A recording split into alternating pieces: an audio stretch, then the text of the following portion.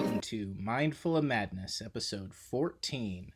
I'm your host, Andrew Ingram, and every week I sit down with a different artist to talk about the things they make, their process for making it, and their strategy for monetizing that thing they make. This week on the show, I sit down with a fantastic poet, Andrew Ziegler. He's from Colorado Springs. He's a really good dude. I had a lot of fun talking to him. And you can check him out at DrewDatPoet on Twitter.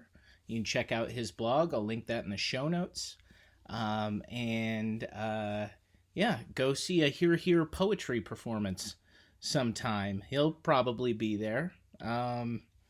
As for me, you can check out all my stuff. My kind of hub for everything I make is mindfulofmadness.com.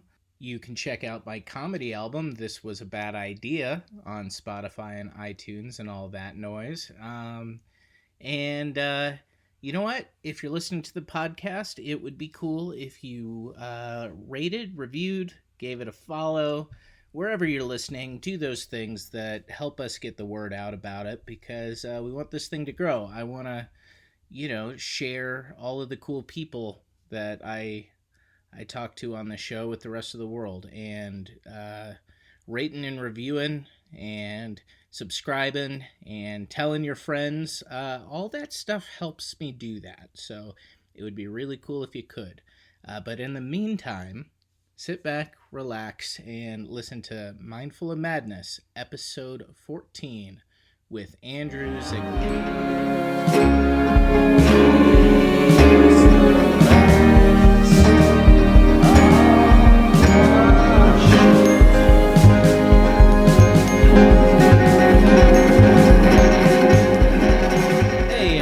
It's Mindful of Madness time. What's up? It's me, Andrew, from the intro. Still, again, hi. Thank you for listening.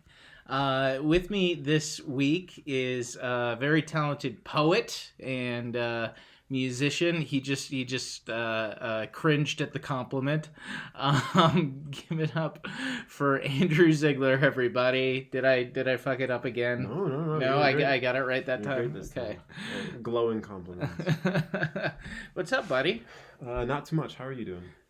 Doing good. I've started a new job in the past couple weeks, so I'm still kind of behind the ball on all that, but. Sure. Hopefully it'll all come together soon. Yeah, I mean, we talked a little bit before, but basically we're just going to talk about poetry some and music some, and then business a little bit at the end. But this one's a challenge for me because I don't, I can talk to musicians, because I love music a lot, and I can talk to comedians because I'm a comedian. But I know dick about poetry. So it's okay, most poets do too. Oh, good. I guess just start out. What drew you to poetry in the first place? How'd you get into it? So like when I was younger, I always felt like, and this could have been because I had not a lot of opportunities to inject my voice into conversations in my family, but I felt like I had something to say, and poetry was a really good way for me to figure out what I wanted to say and give myself an ample opportunity to craft it into a version of something that someone would actually want to listen to. I found that, like, as I'm very inarticulate in that sentence pattern right there, but I found that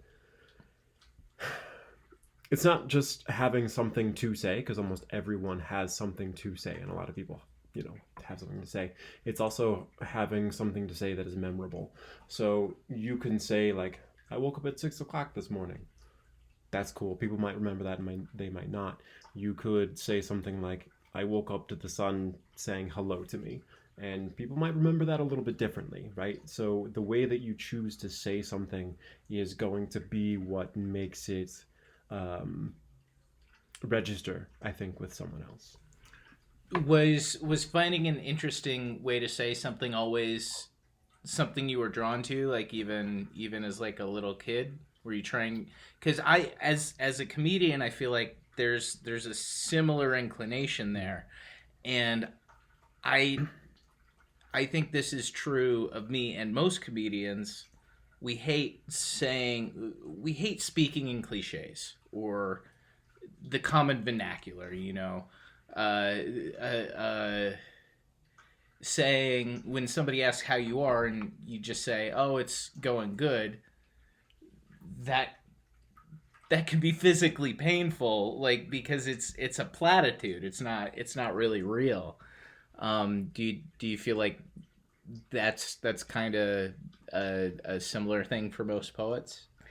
I wouldn't be surprised. I think that they're okay. So along with, I imagine that a lot of comedians, whether they want to admit it or not, have a little bit of an ego, right? Right. And I think that I have to acknowledge that in a lot of ways, writing poetry is a way for me to feel like I'm going to be remembered. Right. Or like when I say listened to, like everyone listens to you in some way or another, but how many people are actually remembered? Right. And so, like, I don't know if that was because I don't think that when you're a kid you're necessarily focused on, like, you know what, when I'm dead and gone 1,000 years from now, people are gonna know my, like, no one thinks of that unless you're like from this real weird family. um so I think that, like, again, when I was a kid I was mostly focusing on, like, observing and listening to other people and trying to think of how would I say that if I was going to be the one saying that. And I think that I started at some point shifting to thinking, how would other people perceive me if I said that? Like, wit. And I think part of that also comes in with, like, the training that, I say training with big air quotes here, in terms of, like, competitive poetry, because a big question that is always asked, or was always asked in competitive poetry, was, what do I want my audience to hear? Mm-hmm. Right. And so, like, that can change the tenor of what you say. It can change the way in which you phrase it. Um, so yeah. Now, when did you like? What age were you when you wrote your first poem? Let's say, or maybe we all had to write poems, in elementary school, and maybe that didn't stick. But when did you start writing poems and thinking, okay, this is something that's important to me? The first time that I wrote a poem and thought this is important to me was definitely in high school. Before that, not so much. Actually, before that happened, I read a poem first. And we had been given this assignment to, like, memorize and then perform a poem in middle school. And I didn't do the memorization because I was like, this sucks. I'm not good at it. I'll never be good at it. And whatever, the way that little kids and sometimes adults think. But I ended up performing the poem, and my teacher was like, you should have fucking memorized that, bro. Like, and obviously she didn't say that, but Dude, that would be dope, though. yeah. No, she was like, you should have memorized that because that was a stellar performance. And so I think that I started thinking about poetry as a way to, like, engage or entertain people through the way that I modulated or used my voice. It wasn't necessarily about what I said. It was about how I said it. And sometimes we think of, like, how people said it as, well, instead of using Thursday, they said the fourth day of the week, or whatever. Terrible example, I know. But so, so for example, one of my favorite ways of sort of, like, fucking with the English language is taking a sentence such as, I said I loved him, and then putting the word only in between one of those words. And by doing that, you can completely change the meaning of the sentence. Absolutely. Yeah. Only I said I loved him. I said I loved only him. Yeah. I only said I loved him. You know, like Right. there are so many different little nuances of like meaning that you can get from like emphasizing different words or changing the there's not a way to say this in like an adjective. Looks like a Wu-Tang on your clock. Sorry. Sorry. That clock is older than the Wu-Tang Clan, believe it or not. Right. I thought they were timeless now. No. Wu-Tang is for the children. They're forever young. Right. Yeah. No. Okay. I get distracted a little bit too. So sometimes I get the shiny object sort of. Anyway, like by changing the connotational meaning behind a sentence, if I'm it reminds me of when I was doing competitive poetry, and one of the things that a teammate said was they brought up, who was it? I don't remember their name. It was a playwright, and it's gonna come to me sometime later, and I'm gonna clap and I'm gonna say it, but whatever. Shakespeare. Sure, we'll go with Shakespeare for right now. But they said if you want to say something serious, make sure that it's funny. Yeah. Oh, is it David Mamet? Maybe that sounds like something Mamet would say. I don't know playwrights very well, but it was like George, or because it wasn't Orwell. That's definitely not. Because he wasn't a playwright. No, but it was some dude. I just don't remember the name. Anyway, that's not. Also, George Orwell, not that funny. No, not at all. He was more on the 1984. Everyone's going to die sort of thing. Yeah. Yeah. So by you can take something relatively mundane and you can say it in a way that draws people in, and you can say something profound in a very, I don't want to say boring, but like bland sort of way, and lose people's interest. Yeah. I think this is very true of prose as well. Let's say like Fitzgerald versus Hemingway. Fitzgerald could say the talk, and this is probably why I gravitate more towards Hemingway than Fitzgerald. But Fitzgerald would talk about something I don't give a shit about in the most flowery kind of way possible, whereas Hemingway was talking about real shit. In not that Fitzgerald wasn't. I simply feel we've as a society built off of what he was talking about to the point where his work was meaningless to me when I read it. Not that it wasn't valuable, just that we've built to a place where I don't think what he's saying is interesting anymore. It's taken for granted. Whereas Hemingway's themes are kind of more timeless to me, which it's not like I have a literature degree. I write, but I'm not a literary theorist. That's just my perception of their work. But Hemingway, fucking stark writer, but talked about profound things in a very simple way. But you're kind of talking about the opposite of that. In a way. So like yes and no. So it would be the difference. Okay, let's see if I can actually come up with like an example or something. So well, while you're looking that up, because I'm gonna have you read something here at some point. Okay. But what were some of the? So you came to realizing you liked performing poetry before you realized you liked writing it, which is counterintuitive. It's perhaps only counterintuitive to my perception. I couldn't tell you what the greater perception of poets are, but I lived under the assumption that poets write things, they're less interested in performing them. Now I would say most of the poets maybe in our community that I've come in contact with, that's not necessarily true of. So I, I should probably rearrange my thought patterns here. But you related to the performance first. What led you to writing? Was it just I got to go do this again? Um, so that goes into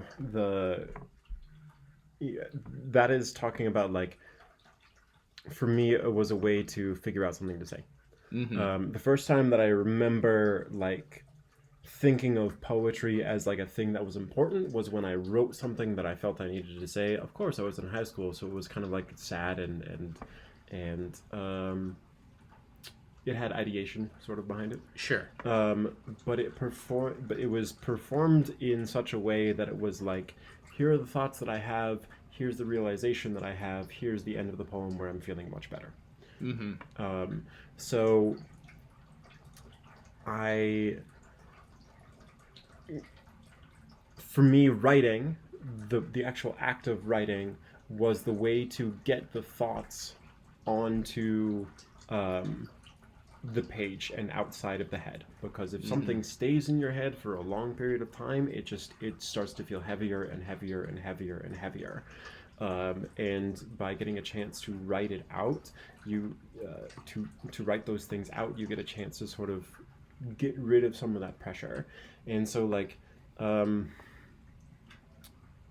I don't know when the shift happened so that I started thinking about like this is the way I'm going to perform the thing, right? But those two processes for me became super intertwined. Like they're almost inseparable for me right now. Like I'm almost always thinking about this is how I'm going to say these things Mm-hmm. as I'm writing them. And I don't know when those two things like got conflated together, but um, for me, I think that it strengthened my writing in some ways, and I think that like in some other ways it can be a little bit detrimental because like there are certain topics and subjects that like maybe I'm just not comfortable talking about yet, so I can't even Mm-hmm. imagine how I'm going to perform it if I'm not comfortable even like vocalizing it. Interesting. Interesting. Do you so when you approach something, are you approaching it from rhyming to the simplest terms because that's all Hmm. I know, Hmm. but are Hmm. you approaching it from the terms of okay, I have this thought, here's a couplet about it, or Hmm. are you journaling Hmm. first, Hmm. kind of writing out your thoughts, organizing them that way, and Hmm. then going back to a page, a blank Hmm. page, and then organizing them into something beautiful? I wish that I had like a really set writing pattern or a way of doing it, but I usually think in concepts first. Mm-hmm. And what I mean by that is like I will think of like um, healthcare as a concept, or I will Right. think of like my past as a concept, and then I might start thinking, well, like how can I put this into like a metaphoric lens? How can I talk about healthcare in a way that will make it maybe more interesting for someone to hear about, because like Mm-hmm. it gets really tiring, unfortunately, and I hate to say it like this, but it does. I get political emails all day long. Well, especially this month. Yeah. By the way, maybe I said something about it in the intro. I haven't gotten more than the surface level political, but hey, the elections come is I think 2 days after this comes out. Hmm. So if you haven't voted yet, fucking figure that shit out, Right. okay? There's some shit on the line. Right. Uh, that's all I'm gonna say. Right. Uh, So and the only reason that I bring up the political emails is because they like once you get so many you almost start to drown them out. yeah. If people talk to about this the same thing over and over and over again, unfortunately people start to drown out. They found that originally when they put in those beeper sounds for big cars when they were backing up, it saved a lot of construction workers lives, because now the construction workers could hear that beeping noise coming at them. They'd be like, oh shit, we gotta move. Mm-hmm. But over time they found that people's ears construction workers especially would be like deafened to that noise. They literally wouldn't register it because it became like a pain that you feel chronically every Yeah. day. If you feel that same pain every single day, eventually your brain just goes, fuck it, I'm gonna turn off those nerves. We're gonna move on with our day. Right. We gotta get our food. You know what Right. I mean? So like I can't devote any more resources to thinking about this thing, and I don't like that that happens. Mm-hmm. But if we know that that happens, then that can also give us an insight on how to write something. And so like again, I have this great fear of being forgotten or a great dream to be remembered. Who the fuck knows? But if I feel like if I say something that has already been said, people are going to drown it out because it's just going to be like those construction car beeping. Well, see, and now my brain, you talking about this, my brain goes into comedy mode. It goes into I've received 3 or 4 texts a day every day for the past 3 weeks about different political issues people want me to have a stance on. And I would say 60% of them are from people who clearly haven't been harvesting my data because they know, hey, I already made up my mind, guys. I'm not going your way. You know, the and I feel like there's a bit there. Now it's not. Hopefully, it's not a bit that's relevant in a week, so I'm not going to spend a lot of time on it. But do you have experiences like that, and then think, okay, what's the poetic angle on this? Because that angst you're feeling feels it's a genuine feeling that's specific to everyone, but not something that's articulated yet. And I feel like there's something there on my end. Do you feel the same way? I want to say yes, but I feel like I'm lying, but I know that I'm not. So the weird thing is like I personally think that like we are hearing things that sort of jog creative somethings in our brain Yeah. almost all the time. And whether it be through,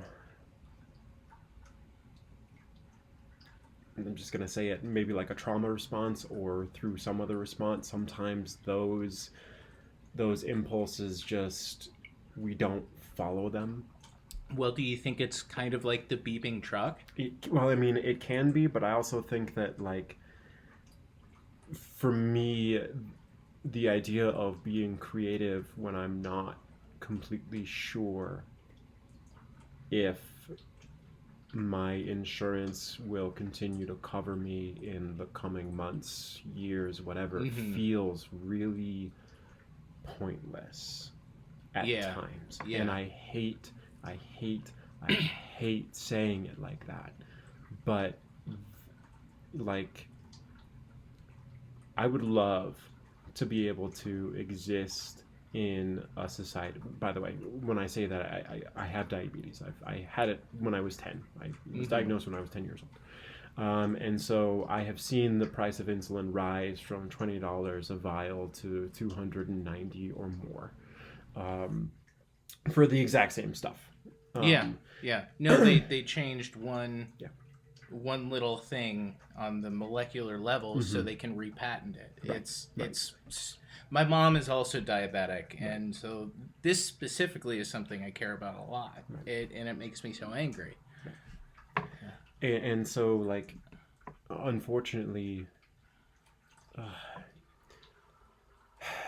I'm also taking a really big coward's way out of it too, because I think that there's a lot of emotional investment that goes into writing a piece and having the fear that, again, like you won't be listened to or something. You know what I mean? Yeah, I do. And I also think there's people's brains work differently, and even different creative people, their processes change. There are creative people who go through a traumatic experience, and their immediate response to that traumatic experience is to turn it into art in that moment. Yeah. I'm not there. You know, I I mean, cards on the table. I've written a short story every month this year, and I'm very proud of that. You know, it's something I a goal I set for myself last year, and I fell a little short over the summer. But I ended the year strong, and I started this year very strong. And I was very confident that I was going to come to the end. You know, the rest of the year, I was going to meet that goal, and I was going to, you know, hopefully self-publish a book of shorts. Nobody reads short stories, so I'm not going to make any money. But you know, I was going to publish a book of short stories at some point next year, and then I lost my job. Mm-hmm. And you know what? My creative output this month has gone in the toilet. Mm-hmm. I was very confident that by the end of September, I was going to have a story for October. Mm-hmm. And I didn't.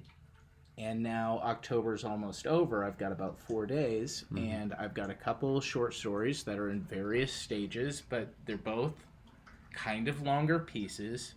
And I started the next job, and it's a big boy job. You know, it's a job that requires a lot of training and a lot of headspace, and I don't know if I'm going to be able to finish a short story in the next 4 days. And that's going to bum me out. But it's also okay. You know, at the end of the day, if that's not how my brain works, if this quote unquote life, I don't want to call it trauma because I feel like it trivializes the word trauma. But hey, I'm going through a rough patch here. And if my response to that in my life isn't creative output, that's okay. That's not how my brain works, apparently. And if that's not how your brain works either, that's fine as well. You know? You know, something that I love about what you just said is one, it gives people permission to relax a little bit and not put so much pressure on themselves to creatively create. It's kind of redundant. No, it's okay. But yeah, so, and I think so I do martial arts. I've done that for like 20 years.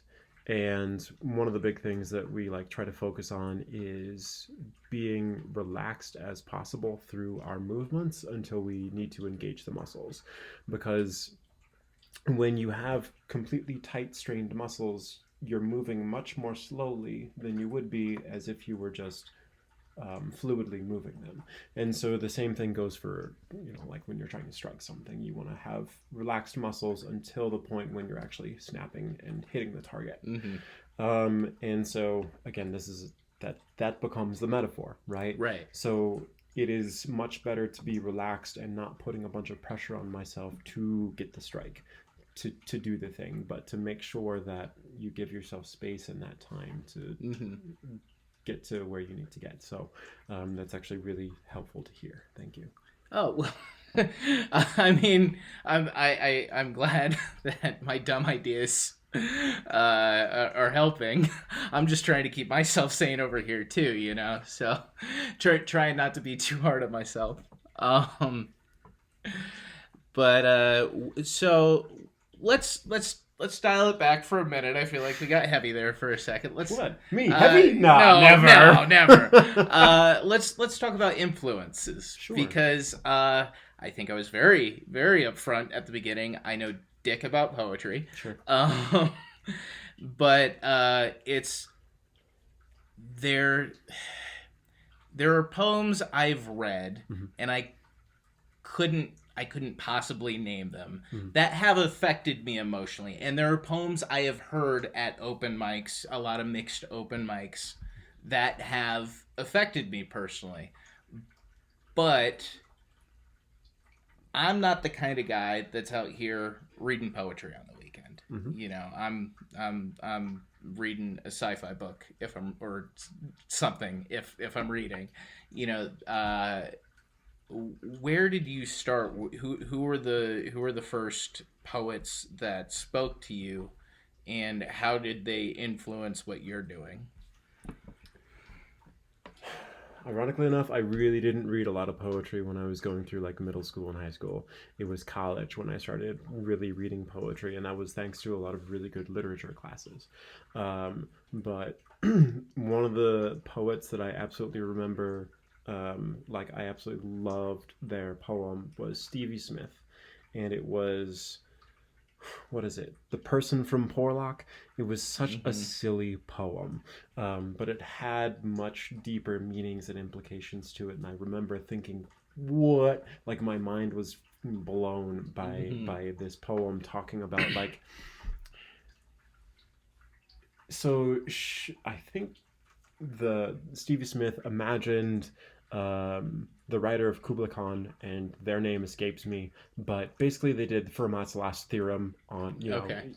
what they did was like, well, I would have finished this poem, but this person from Porlock, interrupted my dreaming, and so I wasn't able to. And so, um, Stevie Smith writes this poem from the perspective of that poet and sort of like making excuses for them, Hmm. and then it morphs from we're gonna get heavy again. I apologize, No, that's but okay. it morphs from talking about how like man, I can't believe this person got interrupted by a person from Porlock, and then it goes to don't we all want to be interrupted by a person from Porlock sometimes? Don't we all want to be interrupted from like thinking about these great things that we have to do? And I Hmm. was like, oh my god! So like it, that was one of my favorite poems, and like the other poets that I absolutely love are the more mainstream sort of like slam poems that you hear almost every day. Well, not almost every day, but like one of my favorite poet, I have to admit, is Ken Arkind. If you're listening, I love you, dude. Um, because so like he was a Denver poet, and he had a couple of poems that I just like fell in love with. Absolutely. Hmm. One was his talking about Los Angeles as though it was a person. I believe he that poem is named Maggie. And then the other poem that I absolutely loved is Experiments in Noise in A sharp major. Okay. Um, and and Which just sounds like a jazz you're right. song, you No, know. Sounds like it's Coltrane. right. No, it's so good. I love that poet. And then like Rudy Francisco has a few amazing poems. I was lucky enough to be at a National Poetry Slam in 2017 when he performed his poem Rifle live, and that one talks about like um, he talks about reading this article one day about how an artist in Mexico petitioned the Mexican government to get a bunch of money and supplies, resources, so that this artist could turn a bunch of guns into instruments. Hmm. And he starts going off into this idea of like, don't we all want to turn ourselves from violence into methods of like production and Hmm. creativity? And I'm like, oh my god, dude! Like, and there are so many good poets who are creating art like right now in this community. Like, I know a few people, and I don't necessarily want to name drop because I feel terrible about name dropping, but like Poetry 719 is doing like God's work in the Well, community right now. don't look at it like name dropping. Look at it like shout outs. Right, right. Like signal boost. This entire podcast is about signal boosting artists that I think deserve more recognition than they're getting right Yeah, now. You know, this is all about building everybody up. So if you want to talk about people, talk about people. yeah. Um, I understand if you don't want to leave anybody out. I know yeah, no. you. I know this poetry scene is a little prickly sometimes. Sorry, guys. It's not like the comedy scene's doing any better, Right. you know. But yeah, shout some people out if you want. So like the my home base when I was growing up in as a young slam poet was Here Poetry, and like they've gone through a lot of changes and revisions, and I'm really excited to see what they do in the future. But just concluding their poetry festival like this past weekend was Poetry Mm-hmm. 719, and they have been doing a ton of work for the community. Um, and I know that that is spearheaded by Ashley Cornelius and Christopher Beasley, and he Who I was. know I know Beasley a little bit. I Mhm. don't know Ashley, and it's like I want to ask both of them to be on the show, but I don't know Ashley at all. So I Yeah. I I think they'd be open to it, but Yeah. I don't want to speak for him, obviously. But like I used to be sort of like a poetry mentor for him, but Mhm. yeah, I think that may have been how he conceptualized it. But like, um, maybe I'm putting words in his mouth, and I don't want to do that. But like, I learned a ton of stuff from working with Chris over the years, and I learned a lot from working with various here poets. Mhm. Man, so I miss the competition in some ways because there was Mhm. like camaraderie and team building and that kind of stuff. But I do not miss um, the angst that comes out of competing and like Yeah. It seems okay, forgive me. Poetry seems like the least competitive art form there is. What but goddamn, you guys like take these slams very seriously. oh yeah. And like comedians, we do these comedy competitions maybe once or twice a year. We'll have a roast battle. Nobody gives a fuck.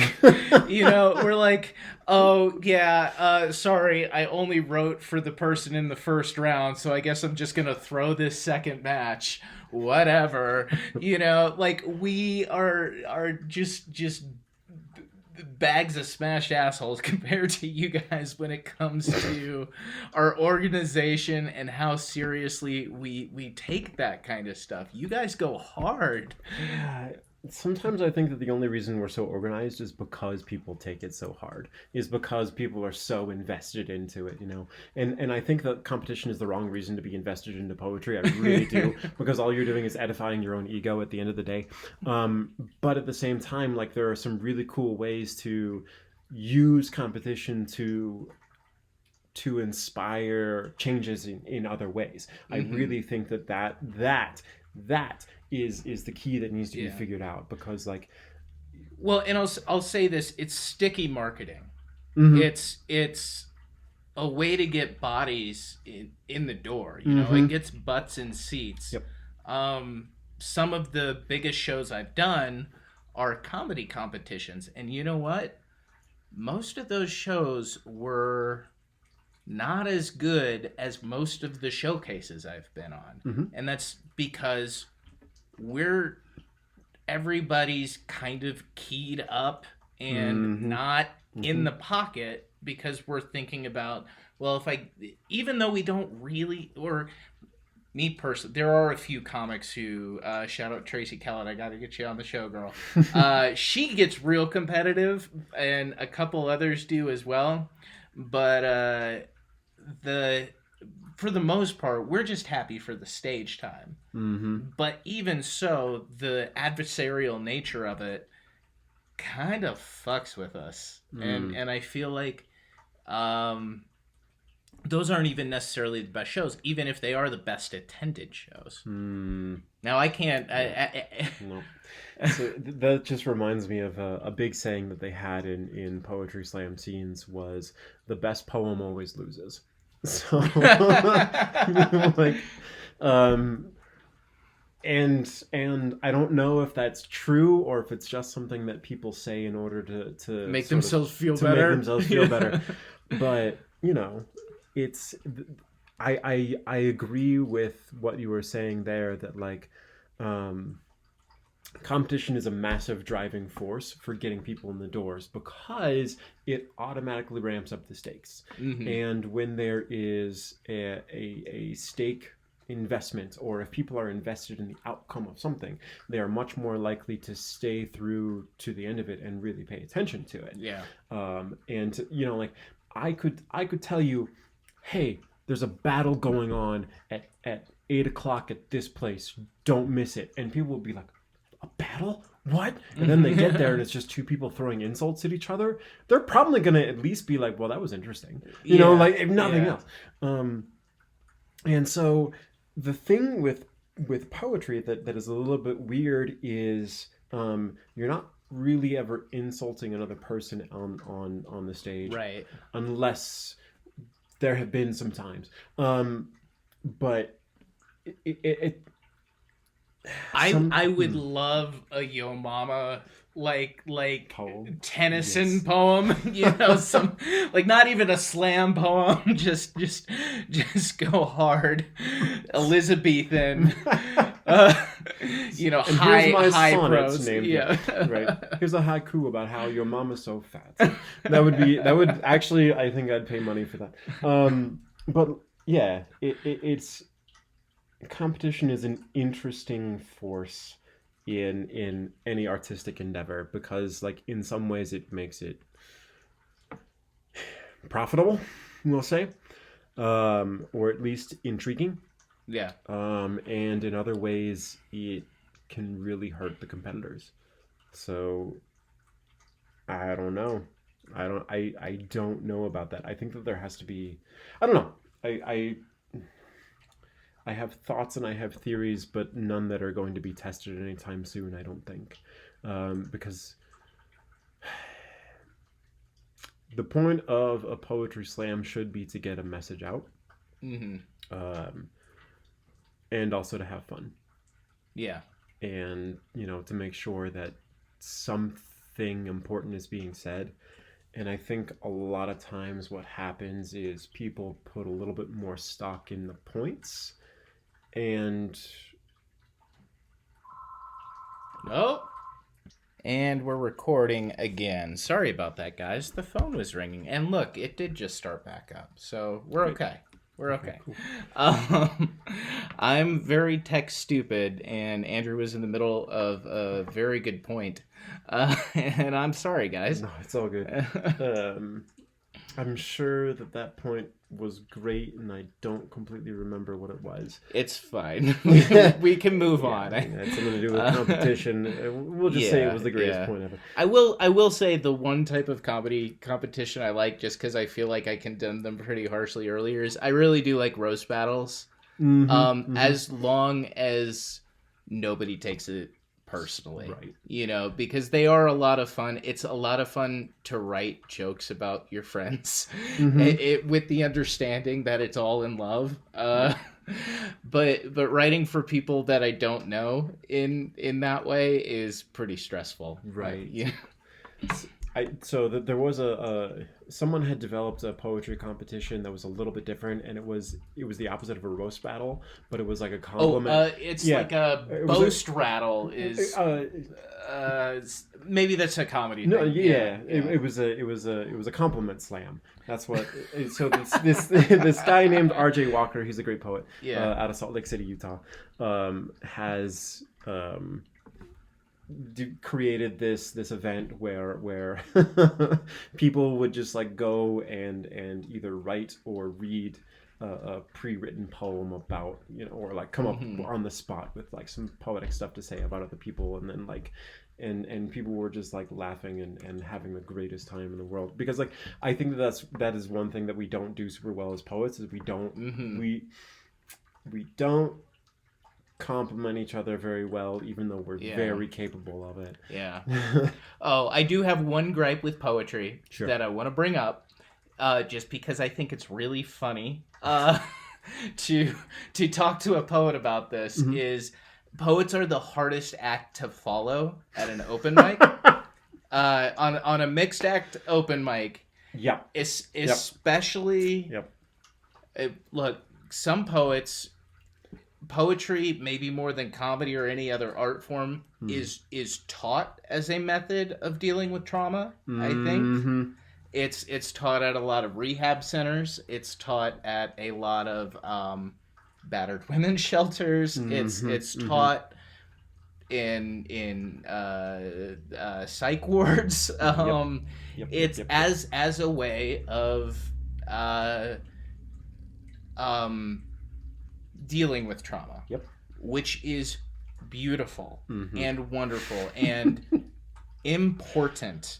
And I want to put that on the record so what I say next doesn't seem like a monster. Following a woman who's talking about her violent rape with my dick jokes is not like, it's not good. It's not something that I deserved. It's not something that she deserves. and it's definitely not something the audience deserves. So here's a thought that I have. If you're ever following a poem that was really heavy Yeah. or dealt with subject matter that was really difficult, I would honestly, if I were doing that, what I, like in a poetry competition, we don't have the luxury of being able to address the audience and Right, say, right. but as a part of your act, not a part of your act. Sorry, that's not what I meant. Yeah. As a part of helping people to deal with that is to literally say something along the lines of thank you for your story. Yeah. Yeah. Like I wanted to acknowledge what you said and I wanted to say that I hear you, and like this next thing is definitely not going to be as serious as what you just said. It does not diminish anything that you just said. I really appreciate your strength for being, so like when you let someone know that you've heard them, that you see them, that you acknowledge them and their pain, and then you go off into, this is some of the ways that I've dealt with the things that I go through. Like, I think that can help to recontextualize it from being, I'm about to take the attention away from this other heavy topic with my... Oh, you know what? We're just gonna go through it this time. The phone's ringing again. Sorry, guys. My in-laws have a landline. I can't do anything about it. No, so but oh my god. So, but I think that like if you're listening to this podcast, and this is actually a decently like plopped in metaphor. Maybe they're getting a bunch of political calls too. Right. That what we were just having would be like the heavy poem coming off the stage, and then the comedian not acknowledging the presence at all, and just jumping in, right? Ringing the phone. Yeah, exactly. Yeah. And so like if you give people a chance to sort of like, okay, we're gonna have a slightly different energy come into the space, but it's not disrespectful of the other person, like, and sometimes honestly, the audience is feeling exactly what you're feeling. Right. I don't know how to deal with what I just heard. Yeah. And so by you coming up and sort of being that pseudo coach, by being like, I acknowledge what you said, thank you for saying it. Yeah. I'm going to shift the mood a little bit, but like, that's because this is the way that my brain has learned how to process stuff. Yeah. Then that can be a really nice way to shift the mood and get the audience sort of on your side, so to speak. Yeah. It's I'll say this: it's a advanced level skill. You know that I would say even professional comedians don't typically have this challenge. Oh yeah. It's a challenge you find at this level of the artistic journey is near the beginning. I love mixed shows. There, I mean, you did the Storyteller show, right? At the Gallery Below. I had you on it at least once. Yeah. We I remember. Yeah. I told a story about getting diabetes, and then my doctor was the first one who taught me how to deal with diabetes, and I ended up many years later, like 20 years later almost, teaching him how to hold a board and like showing him how I had learned martial arts and teaching him a little bit of that. So it became this sort of cyclical thing. Yeah. I loved that show, and I keep saying one day it'll come back. I started running a straight comedy, like a comedy show out of the same space, and I didn't have the mental capacity at the time to run both, and I knew I needed to focus on the comedy show. Right. So the Storyteller show kind of went on hiatus, but I always had a musician and a poet on that show because I wanted to kind of bridge the gaps between our scenes, and I don't feel like I accomplished it, but I did want kind of some more artistic cross-pollination in this town, because I think there are a lot of really talented people out there doing very impressive work, and we kind of don't talk to each other about it a whole lot. I feel like sometimes the poets will work with the musician, you know, and sometimes the comedians will work with the musician. The poets and the comedians don't really talk too much. And I'm, you know, Beasley's, you know, made some efforts in that, you know, in bridging the gaps as well. He definitely helped me out with that show, and you know, has included comedy on the 719 festival before, you know, but it's for whatever reason it's a hard thing to get us to all work together. I'm not sure what to do about it at this point. And I feel like that's kind of a shame, because there's so much that poets can learn from comedians, and there's a lot that comedians can learn from poets. Absolutely. Because again, like a huge focus of poetry from my experience is again saying those things in that new way. And one of my favorite things about because I listen to comedy like on Pandora or whatever. Kyle Kinane is one of my favorite comedians. Oh God, right now. he's so good. Right. Yeah. And he I think some of the things that he says are said with sort of like a poetic flair. Yeah, well, he was an English major, you know? Right, yeah. He majored in literature, so, yeah, you know, that makes sense. But, like, so being able to say stuff in a way that is, I don't want to say poetic, because that's not always the way to say it, but, like, has a little bit of metaphor to it. Rhythm is important to comedy. No, that's true. It's definitely something I've got to work on and get better at, but timing is important to comedy. Timing is important to poetry. We're both spoken word art forms. Absolutely. You know, and cadence, learning when to pause, when not to pause, when to speak quickly, when to let even when to sound awkward.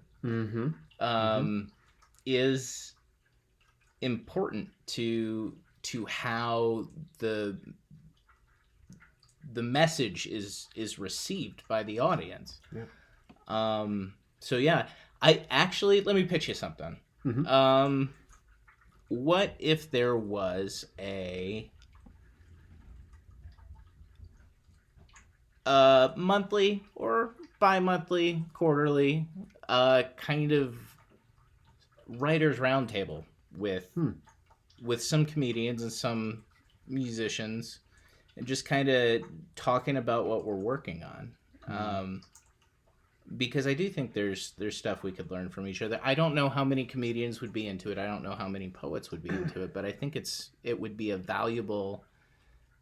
It would be a valuable thing, if nothing else, on a social level. Oh yeah. You know. Yeah.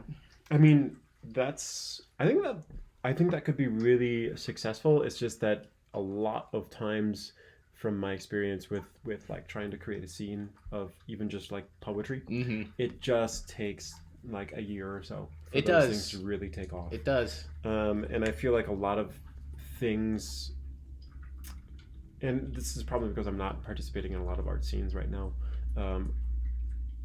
they feel like they're being kind of set way back to square zero or -2 with COVID, with the pandemic.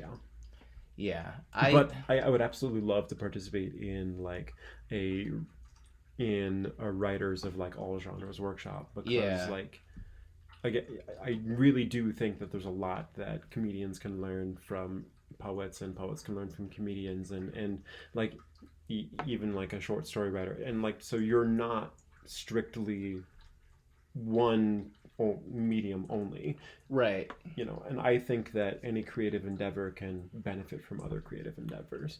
Yeah, and it's like I have probably since school written 2 poems ever.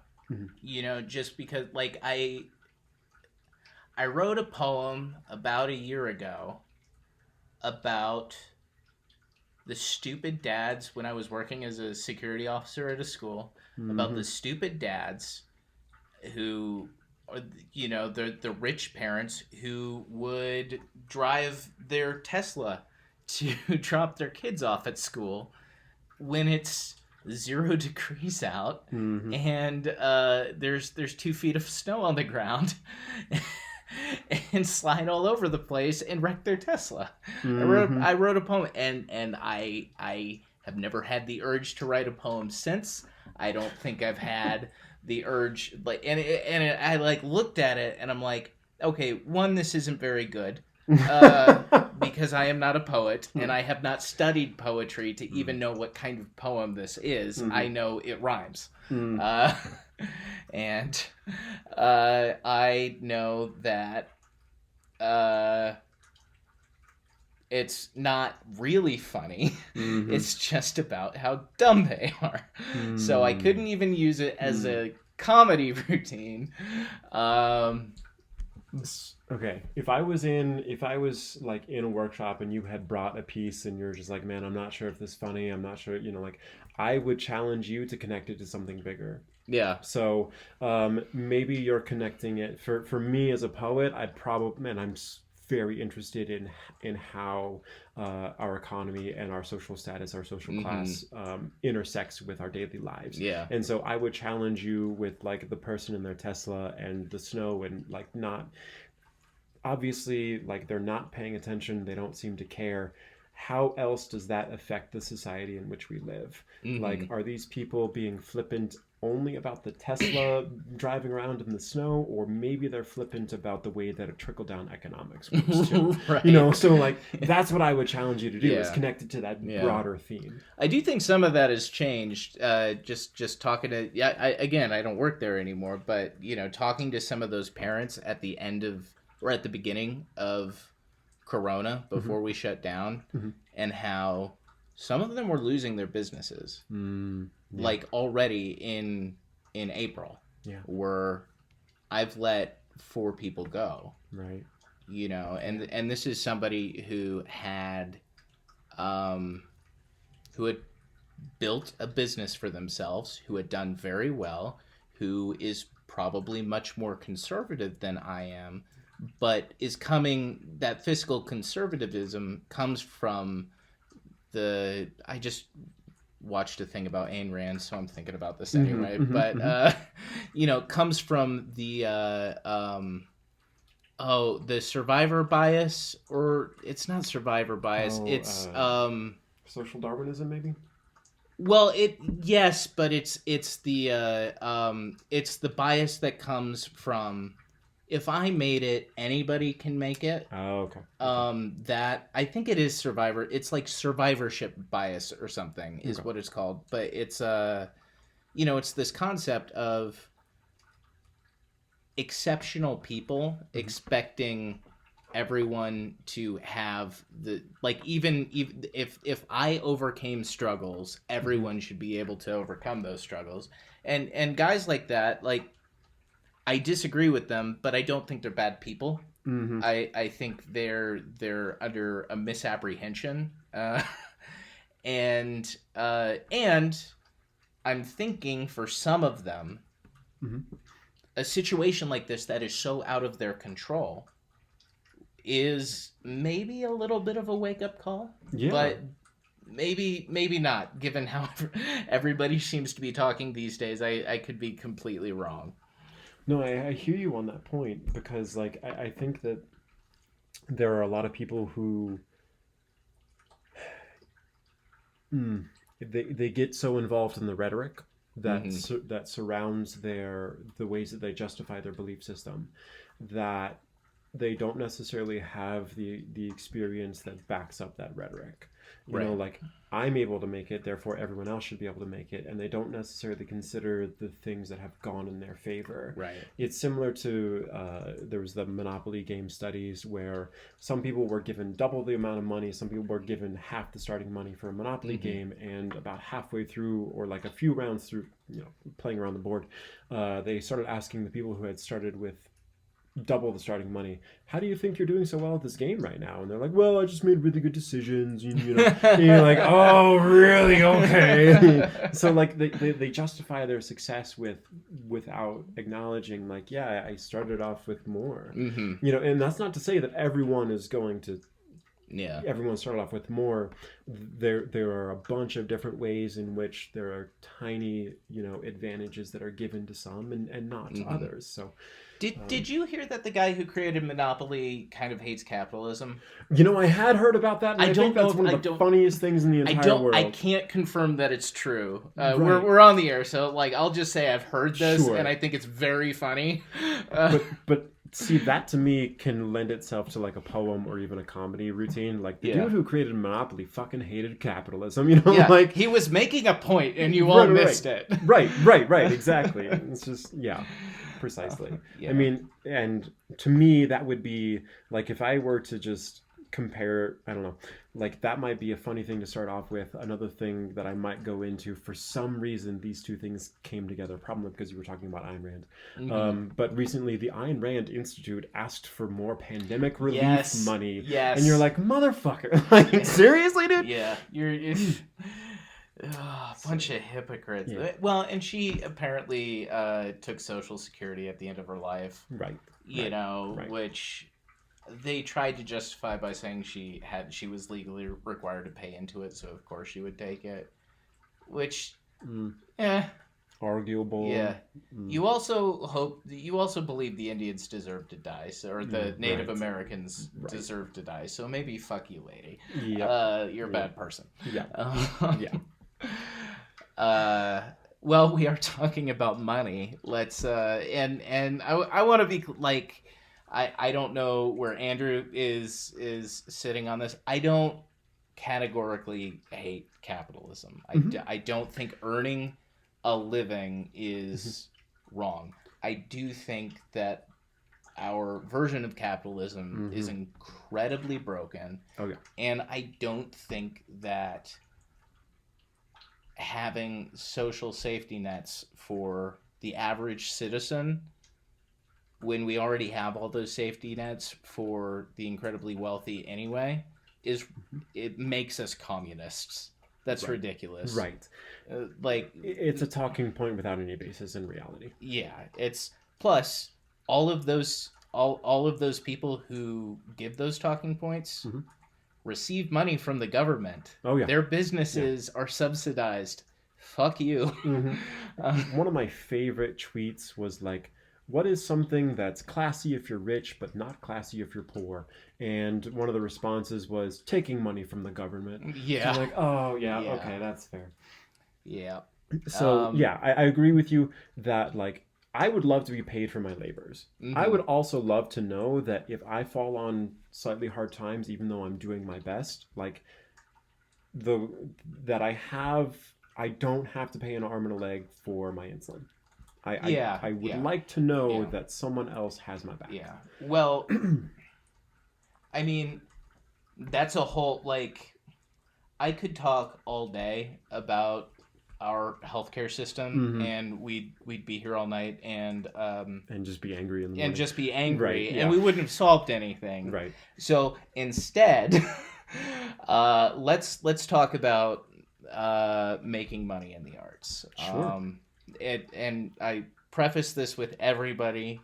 None of us are experts. If you're on this podcast, maybe it's a sign your career isn't going that well. What career? Exactly. But you're a poet. You have gone to national poetry slams and stuff. You guys have raised money to do that kind of thing. What? How do you and how does the poetry scene here kind of generate revenue? And what do you think? The path to any kind of financial viability in the field is? I honestly think a real path to sustainability for the arts would be a complete restructure of our society, but we already talked about how we're not going to talk about that. We can talk about it a little. Right. But... So in my opinion, if more people have more money to spend, then they're going to be able to spend things on things that are considered to be trivial. And I say that with gigantic air quotes because art is not trivial. And so, if people have more quote unquote disposable Right. income, then they have more chances to spend that on local artists, whether that Right. be comedy or poetry or visual artists or whatever. Yeah. Um, Now we are working under a misapprehension. Like we can't even agree that the Maslow's three basic needs are mhm, human rights. mhm, Food, water, and shelter are the very bare bones right. of sustainable life. Uh, well, I would add. Well, never mind. Right, right, right, right. But yeah, I would say those are the three basic needs that every human has to have, and we can't even agree that humans deserve that.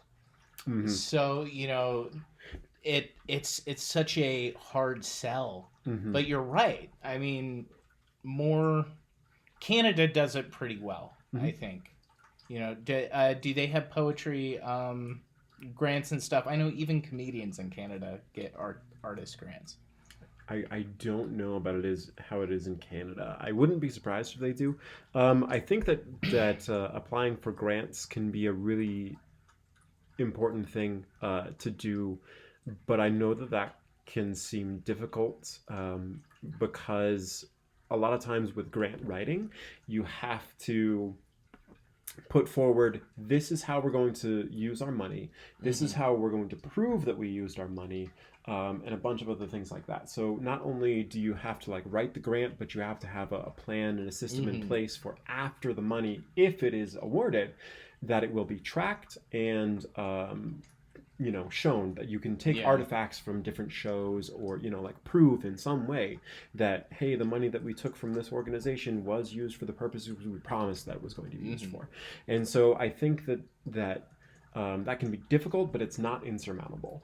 Right. um, I think that like getting money from regular people can be pretty difficult, again because of the things that we talked about Yeah. earlier. Like, and you know it can be difficult to find people who are wealthy that still want to listen to poetry. Yeah.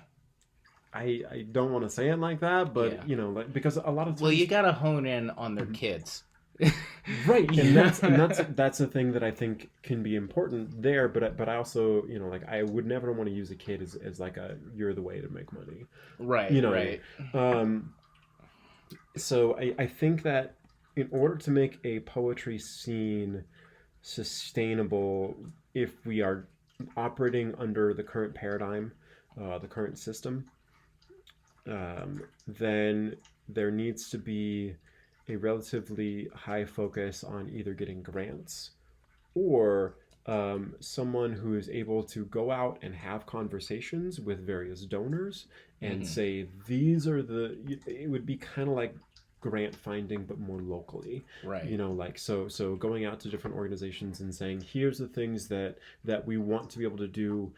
Here are the ways that your name is going to be known if you give to this Right. organization. So corporate sponsorship, you kind of think is, or even personal sponsorship, you think is kind Mm-hmm. of the way to go.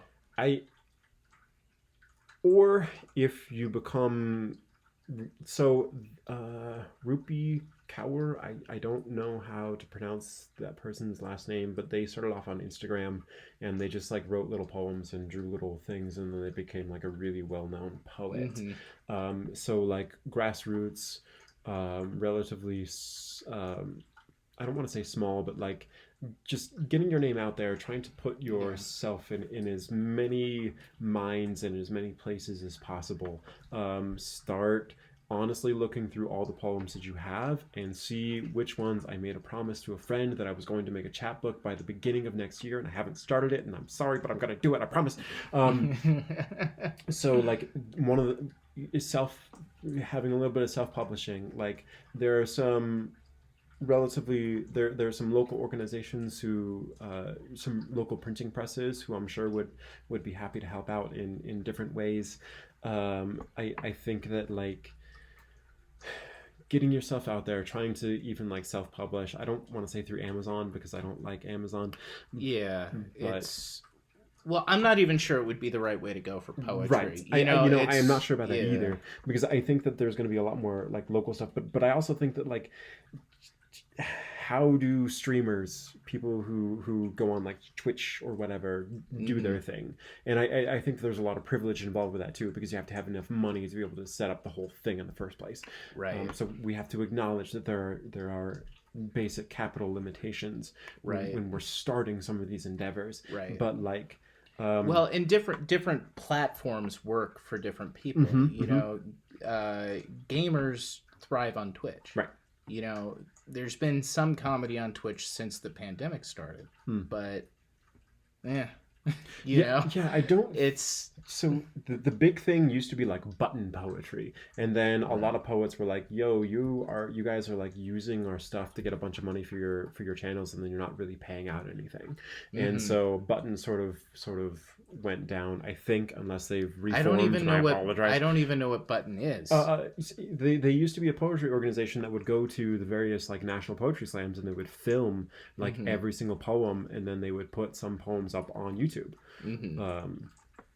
And then there was a poetry organization called Write About Now, WAN, that did a similar sort of thing, but they were more open with, I think, their payment structure, and so they were a little bit more popular with poets.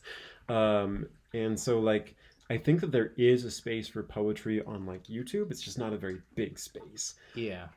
I think that personal blogs tend to be the way that poets do their things, because a lot of them are writing.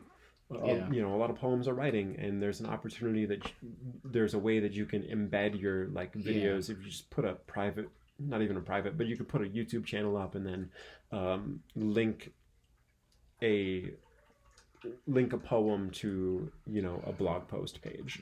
So like that could be a way to start generating buzz. I don't know if you're going to get a lot of money through that, right? But it can be at least a way to generate some buzz. And if you start getting some more of that, and you know, like something that I've thought about is like doing a thing where like, you know, if someone comments on this thing, then I will write you a personalized poem, or like I'll select a name out of the hat and I'll write, you know. So like try to offer some incentives, and yes, that will definitely take some more work, and like there's just not a lot of time to do that, right? You know, well, we all have jobs, we all have to, right? You know, right? It's so you think kind of I mean obviously, like I think anybody listening would know that in addition to all the genuine reasons I want to start this podcast, you know, I want to talk to local artists, my friends, people I believe deserve to be heard more. I also started this podcast because it's one more avenue for people to find what I do. You know, it's one more. It is monetized technically. I've made less than $3 at it so far, you know, like which, you know, none of this is all stuff I'd be doing if money weren't on the table anyway. But there is the understanding that I am building towards something with all of this, you know, and you know, if I do this podcast for 10 years, and for 10 years 100 people listen to it, it's still a success. You know, 100 people enjoyed it for 10, you know, for however long I do it.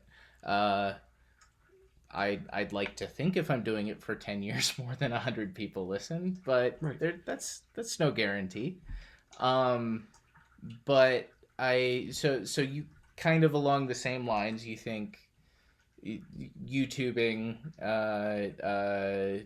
getting out online and building a brand is kind of the way you have to go. I think there's a lot of luck involved with that. Yeah, there is. There absolutely is, because like who knows what's going to be trendy, and sometimes maybe you'll just randomly tap into the zeitgeist, the underlying culture of the moment, and say something that just clicks with a lot of people. Hopefully that will happen, and sometimes it doesn't. And like I don't know the best. Like I think that people right now are going to be looking for connection, They're going to be looking for purpose. They're going to be looking for hope. I think that there's. I wouldn't be surprised if the word doom scrolling becomes added to the dictionary after this year. And someone else had reframed it as hope casting, maybe. Aww. I don't remember if that was exactly it, but they, looking through your friends' feeds for their success stories. Yeah. And so I think that something that a lot of people are going to be looking for and honestly like yearning for is connection and hope. Yeah. And I think that hopefully like that doesn't have to be like this is the purpose of this podcast or of this thing, but like I think that if you define a particular this is the reason that I am doing this thing, this is the underlying theme that I kind of want to have in all of my stuff, I feel like people are going to be more drawn to that concept than if it's a little bit more haphazard, because if they know every month I can tune in and I can hear a story of a little bit of hope, or along with some humor and someone's particular ideas about how things work, then like they might have a little bit more reason to tune into that. Right. I think that's a lovely sentiment. Right. And I think it is definitely true for a large percentage of the population. And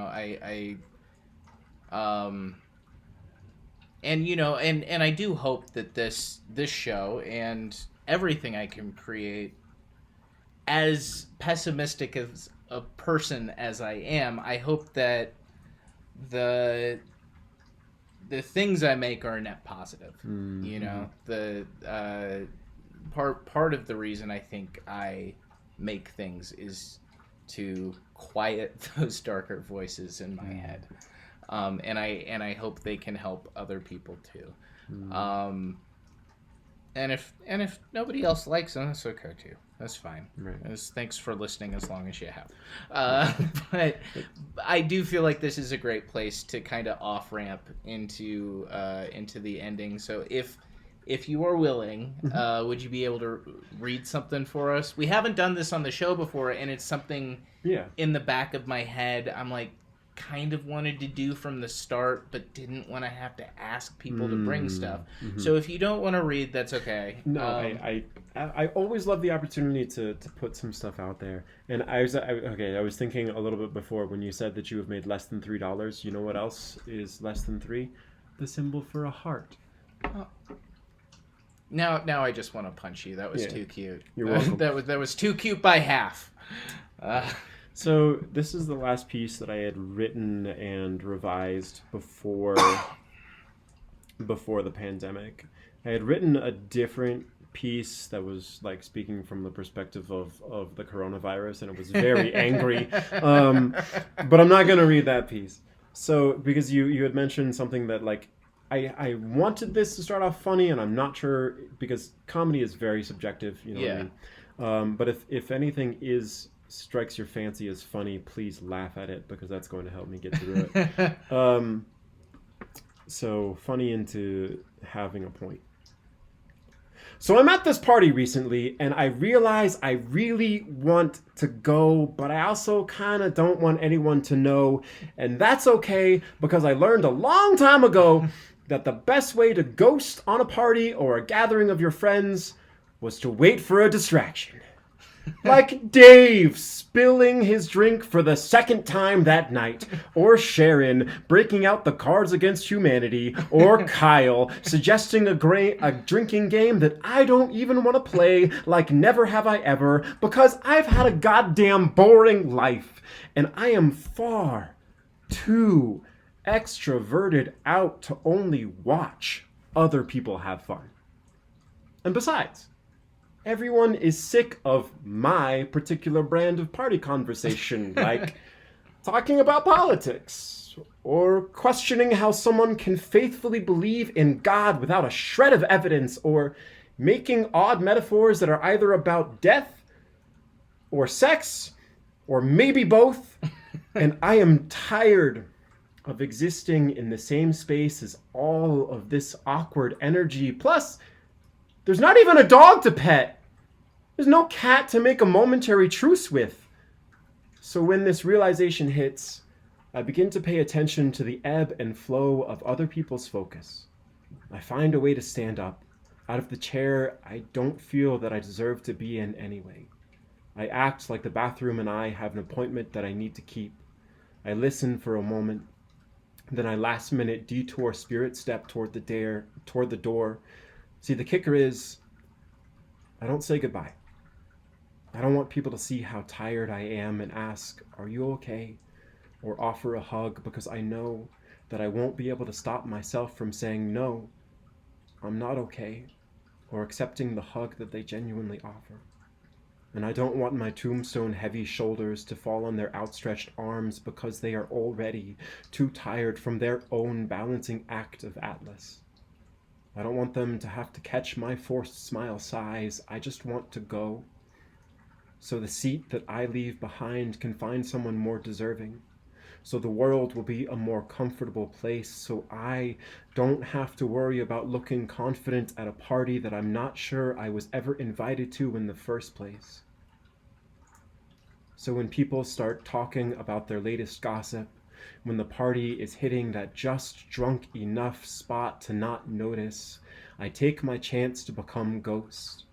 I begin taking steps towards the door, but I am stopped in my tracks, and I remember I'm the understudy in a comedy, which was written to leave people gasping for breath, but not like that. I remember I haven't told the person I'm pretty sure I'm falling in love with how I feel yet. I've been told that I'm a heartbreaker, but not like that. I remember I'm still trying to make my guitar wail, but not like that. I remember someone would notice my absence, and after all, I only want to ghost this party. I don't want to haunt my friends' conversations. I remember it's okay to stay for all the little reasons, so I write them down. I practice saying them to myself. I practice asking for help. I practice taking up space. I find a new place to exist within, and I begin writing again.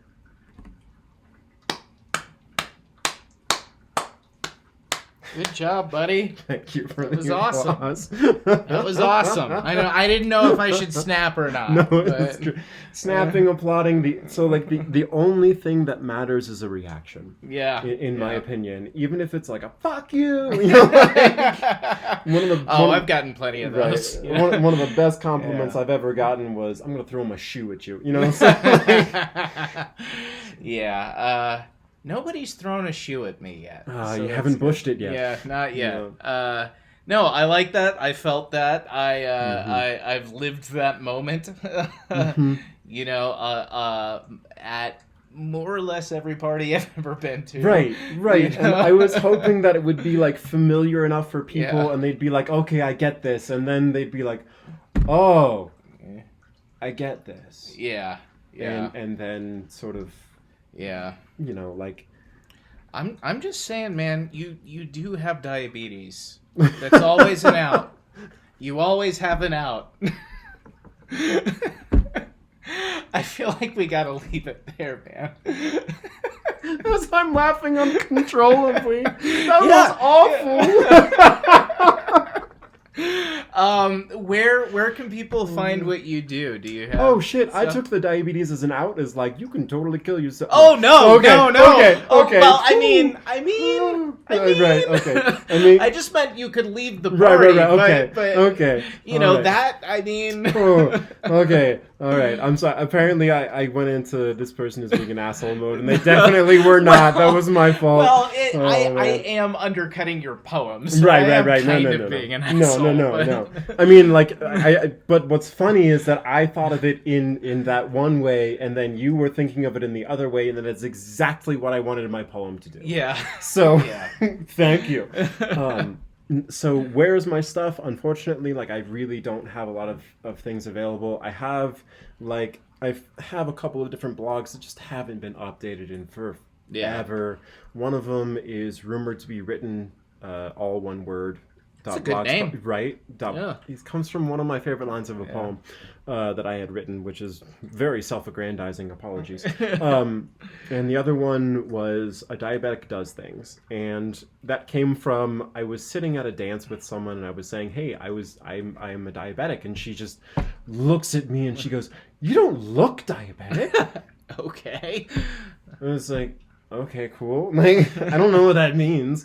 So I wanted to do this blog about how like diabetics can still do all the things that you normal people, So, Yeah. um, Well, that's great, man. Check those out. Do you have people following you on social media, or you're like, nah, stay out of my way? you are perfectly fine to follow me on social media. I don't have a lot of like Twitter followers. I am on Twitter. Are you on Twitter? I I'm should follow you on I'm Twitter. at Drew Dat Yeah. Poet, like Okay. DREWDAT Poet. On Twitter, you'll find me if you just like type in Drew Dat. I'm on Instagram, I think under the same name. Apparently, I tried to brand myself at one point, Yeah, and I yeah. just stopped Well, doing work. that's all right.